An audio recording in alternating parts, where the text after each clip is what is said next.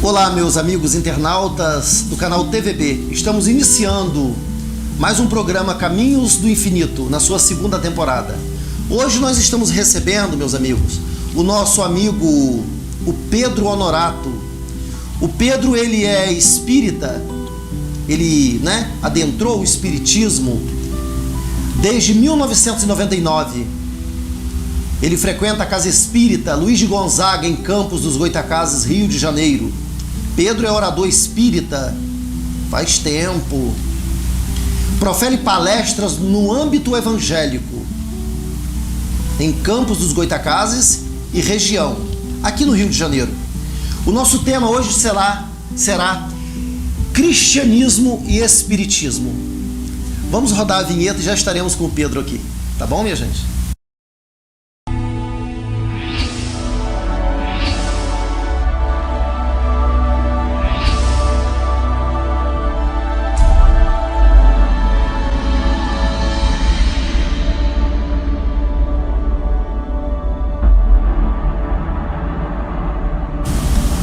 Estamos de volta com o programa Caminhos do Infinito, com o nosso convidado da noite de hoje, o nosso amigo Pedro Honorato.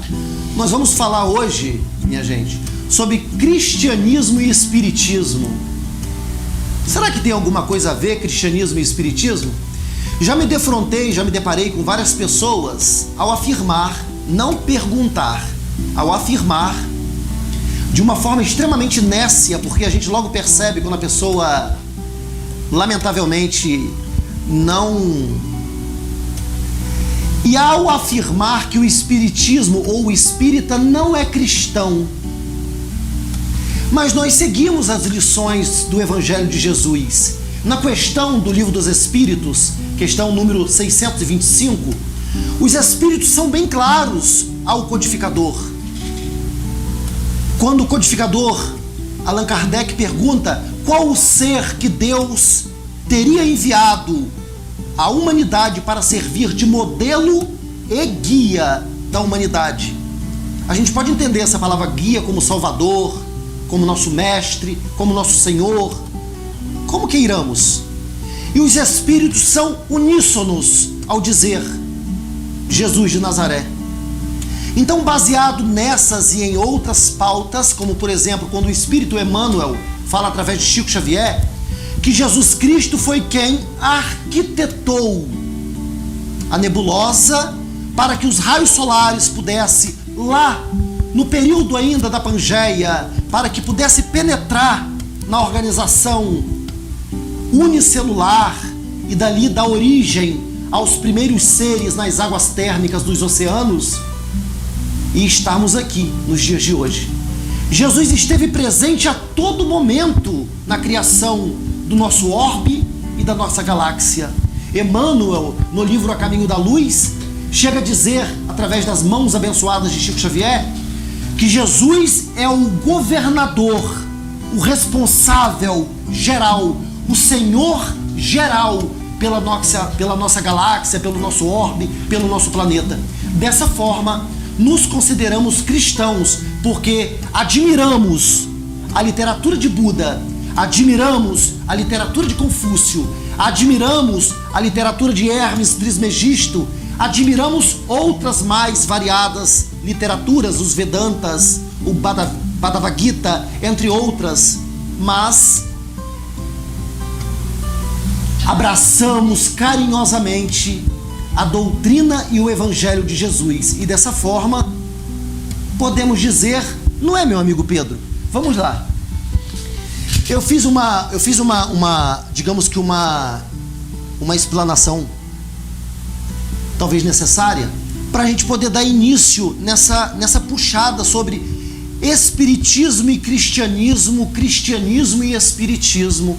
Interessante, né, Pedro?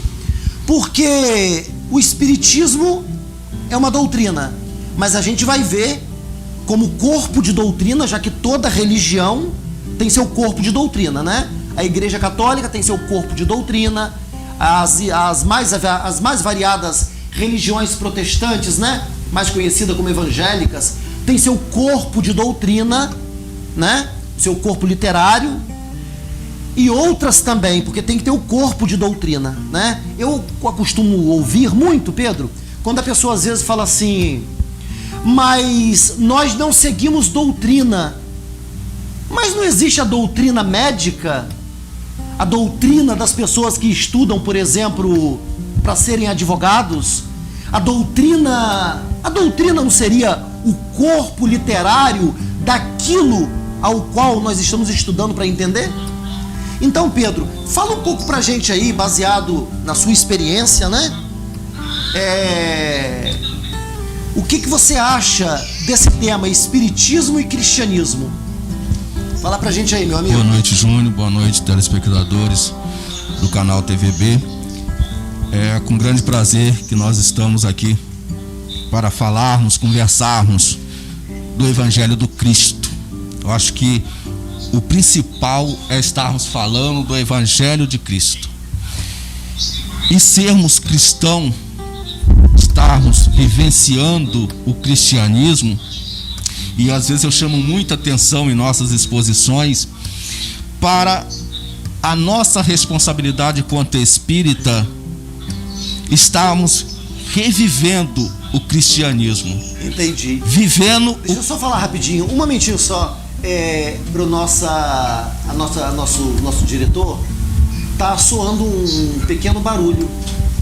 Não sei se isso vai atrapalhar aqui ou não. Ah, tudo bem. Porque tá o raciocínio aqui. Valeu. Nós estamos vivendo assim, nós estamos então com a responsabilidade, né? Como vivenciando o cristianismo. Nós estamos revivendo o cristianismo, a passagem de Jesus aqui na terra enquanto encarnado. Entendemos da seguinte forma, que quando ele nos fala que enviaríamos um consolador, e nós, quanto espírita, acreditamos na doutrina espírita como uma doutrina consoladora, pois ela nos traz verdades nua e crua, mas nos traz de um outro lado a consolação. Perfeito. Ele não nos encara com todo respeito às demais religiões, não nos fala, não nos limita a um céu, ao inferno, mas nos dá uma oportunidade de recomeço, uma oportunidade que nos mostra um Pai de misericórdia, um Pai de amor, um Pai de justiça, que dá aos seus filhos uma grande oportunidade de sempre poder recomeçar, não de um julgamento eterno. Dessa forma, nós entendemos, né, o Espiritismo como o cristianismo. E o cristianismo redivivo. Nós estamos aqui revivendo a passagem e os ensinamentos do Cristo. Portanto, nos traz uma grande responsabilidade de nos tornarmos mais pacientes aos nossos irmãos. Às vezes, nós ainda sofremos um pouco de preconceito, e é bom que fique claro que às vezes nós somos olhados com uma certa forma de preconceito por termos essa comunicação, né, com o mundo invisível, com o mundo dos desencarnados, e dessa forma nós não somos bem vistos.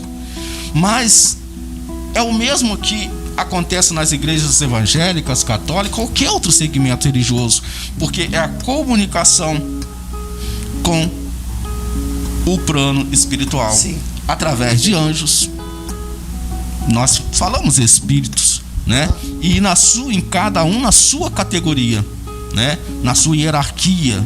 Mas os espíritos que nós falamos, né? Que nós estamos falando, são os anjos, que eles acreditam na Igreja Católica, e a gente respeita, porque a gente tem já uma caminhada, né, em outras religiões, nem que não seja nessa existência, né, mas o nosso progresso, né, a nossa progressão, porque nós acreditamos num progresso, num crescimento, numa evolução, e nessa evolução nós passamos por várias etapas. Então, o respeito que nós temos que ter aos nossos irmãos de outros segmentos religiosos tem que ser muito grande, porque é o mesmo que Jesus nos trouxe. Jesus se deparou com tantas injustiças, com descrenças. Perfeito. Né? Então ele soube olhar a todos de uma forma simples, sem fugir da essência da responsabilidade a qual ele tinha com a humanidade, a qual ele tinha com o Pai. Perfeito, Pedro. De mostrar para todos nós o quanto nós precisamos, o quanto nos é necessário para alcançarmos e chegarmos até o Pai. Pedro, quando você fala sobre essa passagem de Jesus, as lições que ele deixou e que ele praticou, tudo aquilo que ele falava, enfim, e pregava, e a gente vai ver que Jesus, ele não fez distinção de ninguém, né, Pedro? Muito pelo contrário, né? Eu como um grande observador nessa área filosófica, teológica e digamos que um pouco menos religioso, porque eu não tenho muito de religioso, sou mais voltado para a área da temática no sentido de matéria enquanto matéria de estudo. Mas a gente vai ver que grandes homens não se prendiam a essas distinções de cunho ou de rótulo religioso. Isso é muito interessante. O Cristo, por exemplo, ele, evidentemente, que a gente vai ver no Evangelho, ele reprochando os fariseus. Mas o mais interessante, Pedro, vê se você concorda comigo, é que Jesus, ele tolerou a mulher adúltera quando foi pega em flagrante. Engraçado é que o homem também estava no procedimento, mas quem foi levado a julgamento foi a mulher. Entra um processo. Já consegue ver que aí já existe um preconceito, né? Perfeitamente. Preconceito esse que o próprio Cristo foi levado para ser pego, digamos que na tangente, e ele não poderia ser contra a lei de Talião, a lei antiga, que é a lei mosaica. E ao mesmo tempo, sendo amor, não poderia ele ser a favor do apedrejamento. Então ele estava, digamos que, numa rua de mão dupla, numa saia justa, como diz o popular, o jargão, né? Então o que ele fez? Quem de vós que não tiver pecado, que atire a primeira pedra. Praticamente, pelo menos está narrado assim, né? E a gente vai ver que pela narrativa, o Cristo, ele não julga e ele não condena. E a mulher pergunta: mas o Senhor não me condenarás? Não, vai, não peques mais. Porque se você voltar a pecar, vai continuar tendo as mesmas consequências. E é nessa, né, questão aí. Então, aonde que eu quero chegar? Sem querer te atrapalhar, que eu já vou... ele não fazia, isso é muito importante a gente relatar, porque eu vejo muito isso no âmbito religioso, judaico-cristão, de uma forma muito ampla. Não estou falando aqui citando essa, aquela ou a nossa agremiação religiosa. Estou falando daquela pessoa que leva a palavra do Cristo. Eu não vejo nos 27 livros que compõem o Evangelho, incluindo as cartas de Pedro e de Paulo, uma distinção de Jesus criando privilégios através de uma rotulagem religiosa daquela época que já existia. Existiam os essênios, os saduceus.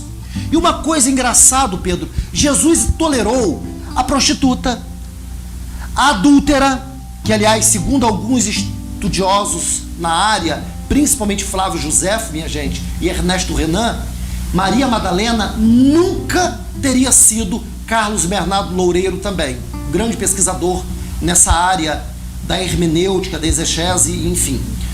Maria Madalena, ou Maria de Magdala, nunca teria sido meretriz. Ela sim teria sido uma mulher obsidiada. Com outras palavras, para que todos entendamos, endemoniada, mas não uma meretriz, uma prostituta. Mas a narrativa traz isso. E isso acaba sendo passado é tipo cultura indígena, né? Sem nenhum tipo de forma pejorativa. Mas aquela cultura dos povos mais antigos que parece que a literatura não tem muita importância. A importância é o passar de boca em boca. e vai passando, e como ninguém questiona nada, aquilo acaba ficando como diz Schopenhauer, né? Que uma mentira contada 100 vezes se torna verdade. Então isso é muito interessante, Pedro, que Jesus não fazia distinção. Ele olhava todo mundo de uma forma, não digo igual, mas de uma forma assim, um irmão mais carente, outro irmão, até porque, né, Pedro, parece que, me ajuda aí, Pedro, se eu estiver equivocado, parece que, segundo o cristianismo, né, eu vim para os doentes e não para os sãos. E se a gente parar para analisar, quem é são e quem é doente? Nesse planeta de pessoas todas necessitadas de um bálsamo, de um remédio. Então, se a gente parar para olhar, quem é doente que Jesus fala que veio para os doentes e não para os sãos? Todos nós, de alguma forma, estamos necessitados desse médico das almas. Fala aí, meu amigo. Quando você fala da passagem de Jesus com a mulher adúltera, a gente começa a ver ali o cristianismo vivo, porque ele não julga, ele não condena, ele em momento algum ele critica aquela mulher. E é interessante que nós vamos encontrar no livro. Essa e outras partes são interessantíssimas. Nós vamos encontrar no livro Boa Nova de Francisco Cândido Xavier, né? Essa passagem, né? Que com uma narrativa muito perfeita pela mediunidade de Chico Xavier e Humberto de Campos, hoje o nosso irmão X, passando essa mensagem e que João chega para Jesus e pergunta: mas não está infringindo a lei? Porque observava ali então que naquele primeiro momento parecia que Jesus estava infringindo a lei. E Jesus é muito humano e mostra para todos nós como nós até então você está dizendo que o que preponderava era a lei antiga, a lei judaica, exatamente, a lei mosaica, a lei de Talião. Dessa forma, os seus discípulos estranham o comportamento. Sim. Mas Jesus, justo, ele pergunta a João, questiona: tu sabes o que tem passado essa mulher para adulterar? Tu sabes quantas vezes teus filhos lhe pediram pão e ela não teve?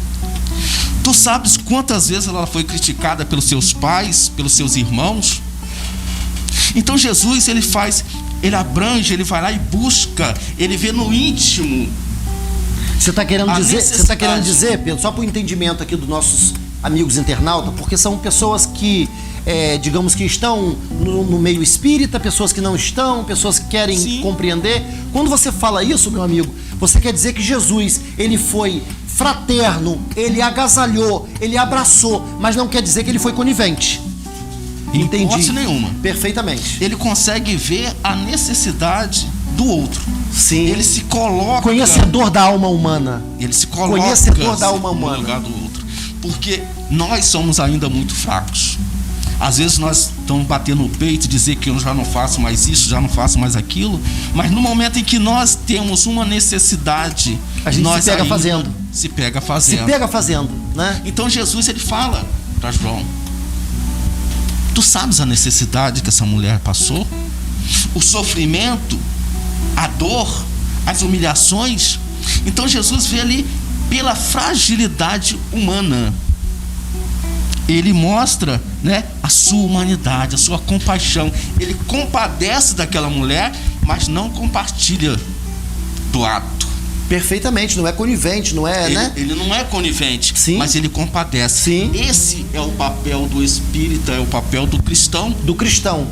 Não necessariamente do espírita, mas daquela pessoa que levanta, digamos assim, se é que eu posso falar assim, a bandeira do cristianismo, né? Bandeira do cristianismo. Se é que podemos entender cristianismo de uma forma mais, digamos que, mais autêntica, né? mais cristalina, como essa água, né? Que a gente consegue ver o outro lado, né? Exatamente. Sem as alegorias, sem muita, né? Ele nos mostra, né? Ele nos dá. Como a gente acaba brincando dizendo, ele nos mostra o caminho das pedras, como nós devemos nos comportar. Sim. O nosso comportamento. Então, nós espírita se nós estamos estudando, se nós estamos tendo essas observações, né, dessas passagens do Cristo, não poderíamos ser diferentes. Nós não estamos fugindo em momento ou algum. Estaríamos num paradoxo, né? Seguindo uma lição que apregoa e que joga por terra todo o preconceito sem ser conivente, né? Deixamos isso bem claro. A gente acaba, digamos que, abraçando toda uma ideologia, uma fé, uma lição que é a Boa Nova, que é o Evangelho, que nos traz, né, Pedro? Toda uma diretriz ou uma diretriva, se é que, enfim, desses preconceitos, dessas questões, dessas rotulagens, né? Engraçado, eu comecei a falar, Pedro, e eu não terminei o raciocínio. O que eu queria dizer era que, se a gente for parar para analisar, Jesus, quanta coisa Jesus tolerou, mas quando se falou em hipocrisia, Jesus não tolerou, não. Ele teve, digamos que, na nossa linguagem aqui mais popular, tá, minha gente? Ele não teve o pavio nem curto, ele não teve pavio na hora da hipocrisia. Quando ele se depara com os fariseus e diz: sepulcros caiados, raça de víboras, brancos por fora, porque usavam linhos brancos, porque a cultura judaica, digamos que colocava essa ideia dos linhos brancos, como também as abluções das mãos, quando Pilatos lavou as mãos e disse: lavo as minhas mãos, isto é, não estou sujo, como se lavando a mão estivesse limpo da consciência. Mas enfim, tá vendo como é que são as questões simbólicas que a gente vem arrastando até o dia de hoje e talvez muitos de nós não argumentemos? Então o que acontece? Jesus se depara com os fariseus, né, meu amigo? E ele tem ali um momento de pavio curto, raça de víboras, hipócritas, né? Sepulcros caiados, brancos por fora e podres por dentro, devido à vestimenta deles, né? Dos fariseus. Então esse foi o momento que Jesus, ele, tipo assim, eles falam uma coisa, mas eles não vivem isso, são hipócritas. Então isso é assim, isso no Evangelho, Pedro, não sei se você vai concordar comigo, isso é gritante no Evangelho, para qualquer pessoa que estuda o Evangelho, essa hipocrisia de viver uma aparência como os fariseus viviam, e Jesus não tolerou. Ele tolerou as negações de Pedro, porque ele sabia que Pedro iria o negar.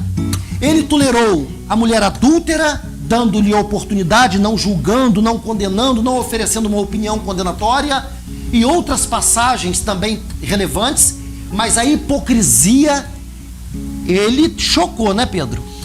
Exatamente, e isso nos convence mais uma vez, e a gente está querendo passar, né, para todos, não querendo provar que nós somos cristãos, né? Às vezes nós somos questionados: você é cristão? Né? Tem pessoas, Pedro, tem pessoas que chegam nem a questionar. Tem pessoas que a gente vê claramente que são nécias e que afirmam, e a gente fica assim: mas como que ele ou ela está afirmando uma coisa se não tem propriedade para tal? Exatamente. E a gente fica assim, né? Para não gastar, como diz Raul Teixeira, para não gastar fosfato, a gente fica quieto. A gente consegue ver, né, esse tipo ainda de preconceito, esse distanciamento, né, e que a gente lamenta, né, porque hoje a gente está cada um com a sua religião, né, mas de acordo com a sua afinidade, né, mas todos nós buscamos um mesmo caminho. A gente vê várias passagens, né, que Jesus, que você disse no início, que Jesus não trata, poderíamos estar tratando talvez todos como iguais, mas a gente vê que Jesus, ele trata praticamente todos nós, ou de certa forma iguais, apenas ele não é conivente com os erros. Ele vê os nossos erros, nos dá oportunidade de reparação. A gente consegue perceber também, lá a gente vai encontrar, e a gente gostaria de passar isso, que o livro O Evangelho segundo o Espiritismo, de Allan Kardec, ele está contido de versículos que estão na Bíblia. Perfeitamente. Apenas o Espiritismo vem e dá a sua pincelada sobre a ótica e a visão espírita. Perfeitamente. Então, assim como outras agremiações fizeram também. Exatamente. Pegaram o evangelho, daí as mais variadas, né? Porque se não tivesse as interpretações, não teriam as agremiações religiosas, teria uma só. Então, justamente, as interpretações deu origem às agremiações que chamamos de denominações cristãs, enfim. E a gente consegue ver uma grande passagem. Mas isso é bom, né? Que nos chama muita atenção, é a passagem de Jesus em casa de Zaqueu. Quando nós determinamos, quando nós queremos, né, alcançar alguma coisa, a gente tem que ir à luta, né? E aí a gente vê lá, né, que Jesus fala na sua passagem com Zaqueu, Zaqueu, sabendo que Jesus passara por ali, Zaqueu determinado em encontrar-se com Cristo, ele toma a sua atitude e segue na frente e sobe a uma árvore para ter Jesus face a face. Ao chegar nesse determinado lugar, Jesus de imediato olha para o alto e diz: tem depressa de descer, porque hoje eu quero me hospedar em sua casa. Permita-me que eu me hospede em tua casa. Nesse momento, todos que acompanhavam o Cristo censuraram. Todos que acompanharam o Cristo censuraram. Essa é a nossa preocupação, né? De não nos apenas seguidores do Cristo, mas entender o Cristo. Porque Jesus... Ou buscar entender essa mensagem, né, Pedro? Que ainda que um pouco que adulterada aqui, adulterada ali, porque afinal de contas foram mais de 20 séculos, né, Pedro? E a gente sabe que tem aí os evangélicos, os canônicos, os apócrifos, aqueles que, enfim, sofreram até perseguições, mas que a gente sabe que existe, e muitos estão à disponibilidade de quem realmente tem interesse por esse tipo de estudo. Meus amigos, nós vamos ao intervalo rapidinho e já voltamos, tá bom?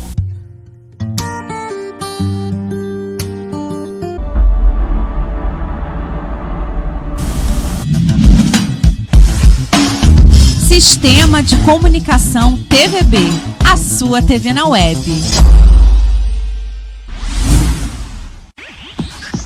Vai construir ou reformar? A LX é o lugar, da fundação ao mais fino acabamento, para atender você, cliente amigo. Agende hoje mesmo a visita e faça um orçamento sem compromisso. Ligue agora, DDD 22 99264 8654 99264 8654. A LX, com os melhores profissionais para realizar o seu sonho. A LX Construções e Reformas. A Link Web trabalha diariamente para levar a melhor conexão aos seus clientes. Atuando hoje em 3 municípios, Campos dos Goitacazes, São João da Barra e São Fidélis, a Link Web é uma empresa que se destaca no ramo de ISP da região. Confie a sua conexão na Link Web. Tá com problema na sua bateria? Está percebendo que ela irá te deixar na mão? A bateria Sul Supply é a solução. Trabalhamos com baterias automotivas, náuticas e estacionárias. Atendemos 24 horas. É só ligar que vamos até você e fazemos a instalação e o frete é grátis. Venha nos visitar. Estamos localizados na BR-356 em Barcelos, próximo à usina. E para sua comodidade, aceitamos todos os cartões e ainda dividimos. Baterias Sul Supply. Aqui nós damos a solução. Venha conferir a nova coleção Primavera-Verão da Renata Roupas e Acessórios. Isso mesmo, a Renata Roupas e Acessórios está com a coleção nova Primavera-Verão. Quer ficar na moda e bem transada nesse verão? Venha visitar a Renata Roupas e Acessórios, na rua principal em Barcelos. Aceitamos todos os tipos de cartões e dividimos suas compras. Renata Roupas e Acessórios, a sua moda começa aqui. deliciosas pizzas, lanches de todos os tipos é no Gulosão Lanche. Atendimento de segunda a segunda. Solicite nosso cardápio pelo WhatsApp 998-86-1369. 998-86-1369. Atendimento especial com produtos de qualidade. Bom preço, bom atendimento e variedades em lanches é no Gulosão Lanches, em Venda Nova. Oi, pessoal! Existe coisa pior do que você estar assistindo uma série e no melhor momento a sua internet cai? E quando estamos estudando online, que a sua internet trava? Agora, o que me tira do sério mesmo é quando a mensagem fica assim, ó. Sabemos que neste momento o que nos mantém unidos é a internet. E como está a sua? Você anda sofrendo nas videochamadas? Procure já HM Web Internet. Agora em Roças Velhas e em Barcelos.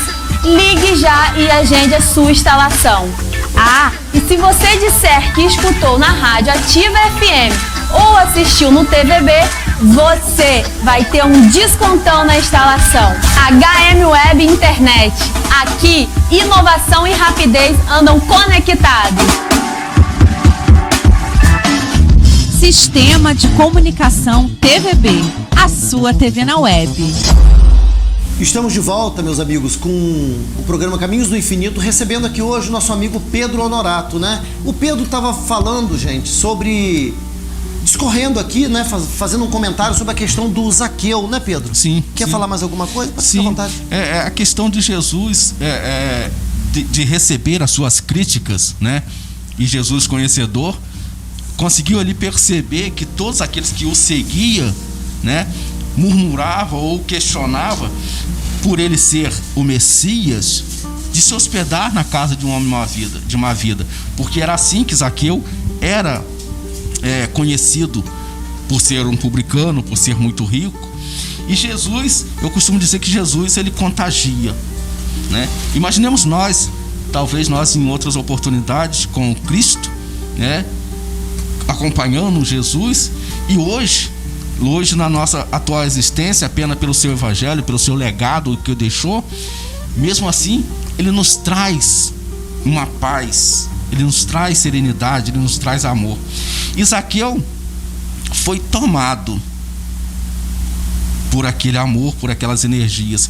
Então Zaqueu fala naquele instante a Jesus que ele queria indenizar todos aqueles que ele tinha causado danos 4 vezes, né? Então, quando ele se depara junto do Cristo e ele se comove e ele olha para o seu interior e se coloca nessa disposição de reparar os seus erros, né?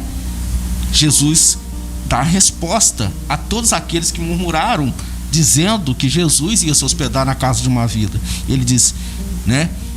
Essa casa recebeu a salvação.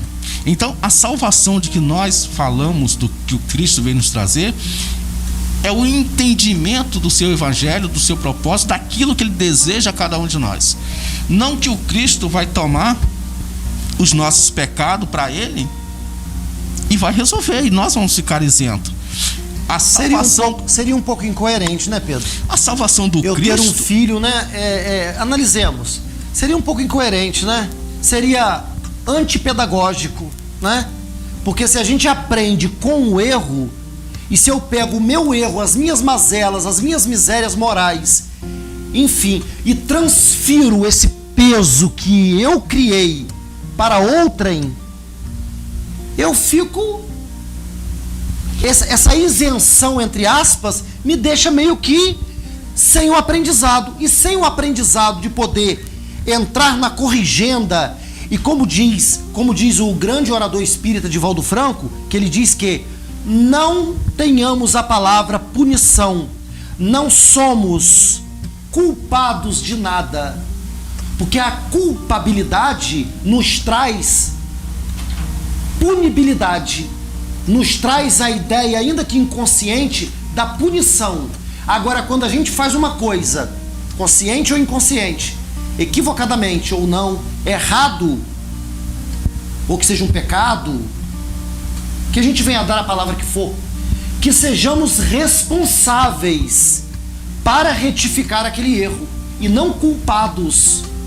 Porque pedagogicamente falando, Pedro, parece uma coisa meio que muito simplória, mas para os pais da pedagogia não é não. Se a gente for ler a literatura de Jean-Jacques Rousseau, de Emílio Ferreira, esses homens, e até o próprio Evangelho, né? Vá e não peques mais. Olha aqui. Jesus não falou assim, olha, você está livre do seu pecado, venha para cá, venha me acompanhar aqui. Não, vá seguir sua vida e não tornes a pecar.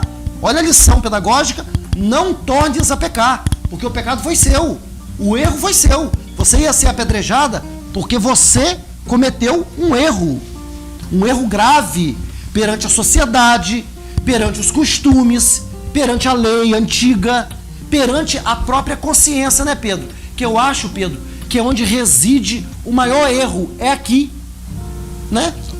Não é, Pedro? Então a gente vê nessa a necessidade de nós entendermos o Cristo. Não basta que nós estejamos seguindo, professando uma religião. Nós precisamos entrar. Nós precisamos mergulhar no Evangelho de Jesus, né? E ver que Jesus naquele momento ele responde a todos ali que ele também é filho de Abraão. E volta no início, como você estava falando, né?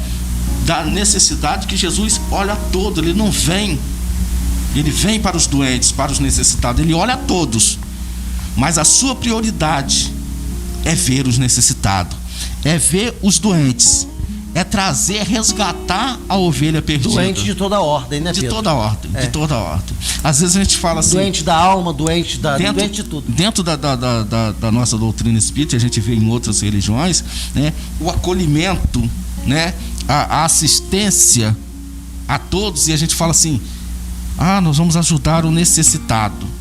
Ele não tão somente é necessitado da moeda, sim, dos recursos materiais, sim, mas às vezes você pode ser um grande empresário, um homem muito rico, mas tem a necessidade do entendimento evangélico, a necessidade do Espírito. E foi isso que Jesus mostrou a todos naquele instante, dizendo, ele também é filho de Deus. Embora tenha cometido seus equívocos, mas ele é filho de Deus. E o Filho do Homem veio para procurar e resgatar e salvar o que estão perdidos. Então, voltando o raciocínio, quando coloca espiritismo e cristianismo, nós podemos afirmar que nós professamos o cristianismo. Nós vivenciamos o cristianismo redivivo, porque nós estamos buscando aprimorar, aperfeiçoarmos aos ensinamentos de Jesus. Se nós estamos estudando, se nós estamos buscando as lições do Cristo, que nome daria? Perfeitamente, Pedro. Pedro, segundo o próprio Chico, o próprio Emmanuel, né, que é uma referência aqui, pelo menos no Brasil, no mundo inteiro também, a nível de doutrina espírita, entre outras, que a gente sabe que, por exemplo, livros de Emmanuel, como Paulo e Estevão, que é um best-seller, né, onde o Espírito Emmanuel narra nesse livro, Paulo e Estevão, narrativas que doutores no hebraico e no grego, como o doutor Haroldo Dutra Dias, que foi para os Estados Unidos fazer doutorado em grego e hebraico, um grande conferencista espírita, juiz de direito, e ele foi se aperfeiçoar no grego e no hebraico para poder entender o que Emmanuel queria dizer, porque Emmanuel traz em Paulo e Estevão referências de Atos dos Apóstolos, de palavras de Paulo, de questões mais esmiuçadas que não estão ali no Atos dos Apóstolos, mas que depois, evidentemente que isso levou anos, 3, 4 anos aproximadamente, de muito estudo e pesquisa que o doutor Haroldo fez, se eu não me engano, foi isso mesmo, e ele foi montando o quebra-cabeça do que, afinal de contas, aquela enorme literatura que é Paulo e Estevão queria, afinal de contas, dizer e falar. Mas é isso aí, Pedro. Então, a gente vendo por esse ângulo, a gente vai ver que o Espiritismo, ele traz na sua natureza digamos que na sua natureza de revelação, o cristianismo primitivo, sem pompas, sem alegorias, com todo respeito. A gente não está aqui entrando para fazer a chincarrice de quem quer que seja, a gente está aqui expondo o que é espiritismo, né? Em detrimento de afirmações de pessoas, lamentavelmente, nécias, que afirmam coisas e a gente fica meio que desarmado, né? Para que não haja, já que nós não nos preocupamos, né? Nós não temos essa preocupação. A doutrina espírita não é uma doutrina, não é uma filosofia, uma religião proselitista, né, Pedro? Nós não temos a preocupação de encher a casa espírita, porque nós não temos essa coisa de cobrança de dízimo, nós não entramos nessa pauta, né? Até porque o próprio Cristo, a sua missão era mantida pelas mulheres, como Joana de Cusa, entre outras mulheres, que mantinha a sua missão. Ele não tinha recolhimento de dízimo, até porque o dízimo ele tem um outro contexto, né? Mas enfim, Pedro. A doutrina ela vem pautada, né, da simplicidade, né? Ela vem, essa é a essência do Cristo que a doutrina nos traz. E os primeiros cristãos, né? Residente ali na casa do caminho, né? E a nossa preocupação, né? E a gente tem que falar diretamente para nós, é não deixar perder essa essência. Como disse no início e repito mais uma vez, a nossa responsabilidade em vivenciar o cristianismo redivivo é trazer de volta vivo as lições de Cristo. E a gente observa que todas as lições de Jesus é pautada na simplicidade. Perfeitamente, Pedro. Então, toda na simplicidade. Não tem uma passagem, Pedro, que a gente vai se deparar com o Cristo num processo de, falando uma linguagem mais atual, em um processo de shopping center, né? Num processo de consumismo, ou até mesmo em um processo de vamos barganhar, né? É uma coisa extremamente pela fé, pelo merecimento, né, Pedro? Pelo merecimento, pela fé, uma coisa muito bacana, né, Pedro? Isso tudo a doutrina nos traz. Então, não estamos dizendo que somos melhores ou piores, mas busquemos o entendimento. Se aqueles todos, volto a Zaqueu, que acompanhavam o Cristo, todos aqueles que estavam ali, até mesmo seus discípulos, que buscaram em Jesus, como João, e a gente vai encontrar mais uma vez, eu repito, no Boa Nova, onde questiona Jesus, mas não está escrito na lei o apedrejamento da mulher que fosse surpreendida em adultério, e Jesus argumenta com ele as necessidades. Então a gente começa a ver Jesus falando na simplicidade. Esse é o nosso dever quanto espírita, quanto cristão, de entender Jesus, porque Jesus nos entendeu e continua nos entendendo nos nossos equívocos. Perfeito. Então nós precisamos, né, parar, refletir e antes de falarmos qualquer coisa, de apontarmos o dedo para alguém, para as atitudes do outro, é entender, colocar-se no outro lado, olhar no seu interior. Perfeito. E quando Jesus nos fala dessa passagem, quando citou a passagem de Jesus falando de sepulcros caiados, nos traz uma grande lição, porque nós estamos aqui e podemos nos manter numa postura perfeita, correta, mas o nosso interior. E é disso que Jesus está falando. Por isso que o Espiritismo fala tanto da reforma íntima, né? Se não tem essa reforma íntima, né, Pedro? Isso tudo aqui é uma ilusão, é uma aparência, né? A nossa transformação, ela tem que começar por dentro, para ela vir, né, saindo. E às vezes nós temos a grande preocupação de nos mostrar aos olhos de todos. A sociedade impõe muito isso, né, Pedro? A sociedade impõe muito isso, né? Nos impõe. A sociedade, ela nos encurrala, né? Eu não digo nem nos impõe, ela nos encurrala a ter aparências e aparências e aparências, e daqui a pouco a gente não sabe nem quem a gente é. E às vezes nós somos forçados a mudar o nosso comportamento, mas ainda não conseguimos mudar o nosso interior. Entendi. E a doutrina nos dá essa oportunidade de alicerçarmos gradativamente a nossa mudança. A gente vê em várias passagens do Evangelho, Maria de Magdala, Paulo, e tanto Zaqueu, que mudaram ao encontrar-se com Cristo, mas a gente começa a O observar. próprio Mateus, A gente começa- Matai e Mataios, abandone tudo e siga-me. E ele, de cobrador de imposto, virou um grande discípulo. A gente começa a observar aí, então, que eles, pelas suas evoluções, são um espírito muito mais preparado para tomar tal decisão. Sim. Talvez eu hoje, você, talvez tantos outros, né, que estejam nos assistindo, não tenhamos ainda a capacidade de nos transformar como eles se transformaram ao Sim. encontrar-se com Cristo. Aham. Mas em um futuro, por certo, nos preparando, cortando as nossas arestas, burilando os nossos sentimentos e transformando em uma outra encarnação, em uma outra oportunidade, teremos a condição tal de dizer: não sou eu mais quem vivo, mas é o Cristo que vive em mim, como nos falou. Perfeito, Pedro. Perfeito.